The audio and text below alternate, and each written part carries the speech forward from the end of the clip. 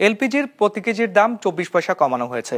সেই হিসেবে 12 কেজির প্রতিটি সিলিন্ডারের দাম 3 টাকা কমে দাঁড়িয়েছে 1270 টাকায়, আর 13 পয়সা কমেছে প্রতি লিটার অটো গ্যাসের দাম। মঙ্গলবার নতুন এই দর কাঠামো ঘোষণা করেছে Bangladesh energy regulatory commission. Walton এখন দেশের সীমানা পেরিয়ে পৌঁছে গিয়েছে 50টিরও বেশি দেশে। ওয়ালটন, ঘরে ঘরে বিশ্বজুড়ে। তরলীকৃত পেট্রোলিয়াম গ্যাস বা এলপিজি বাজারে নানা মাপের সিলিন্ডারে এটি বিক্রি হলেও চাহিদা বেশি 12 কেজির। গেল মাসে দেশে যা বিক্রি হয়েছে 1273 টাকায়, এ মাসে দাম কমেছে 3 টাকা। নিয়ন্ত্রক সংস্থা বিইআরসি জানিয়েছে ডলারের দাম কমাতেই এই সমন্বয়।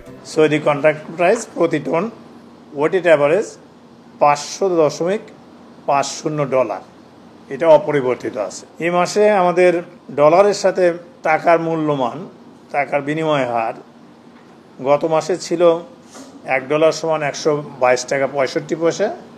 এই মাসে হয়েছে সেটা কিছুটা কমে 122 টাকা 29 পয়সা। সেই ক্ষেত্রে প্রতি ডলারে 36 পয়সা কমেছে। এই সার্বিক বিবেচনায় সেপ্টেম্বর মাসে আমাদের এলপিজির 12 কেজি সিলিন্ডারের মূল্য সেটা দাঁড়িয়েছে 1270 টাকা। বিইআরসি ঘোষিত বেসরকারি এলপিজির নতুন দর অনুযায়ী 5.5 কেজি সিলিন্ডার বিক্রি হবে 582 টাকায়। 1588 টাকা নির্ধারণ করা হয়েছে 15 কেজি সিলিন্ডারের সর্বোচ্চ দাম। 2647 টাকা গুনতে হবে 25 কেজির জন্য। আর হোটেল রেস্টুরেন্টে বেশি ব্যবহার হওয়া 45 কেজি সিলিন্ডারের দাম হবে 4764 টাকা।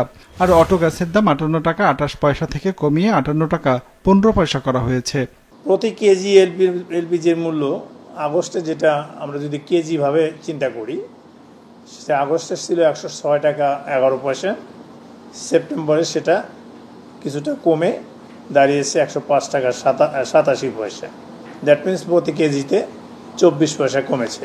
প্রতি লিটার অটো গ্যাস আগস্ট মাসে ছিল 58 টাকা 28 পয়সা, সেটা সেপ্টেম্বরে এসে কমে 58 টাকা 15 পয়সা হয়েছে।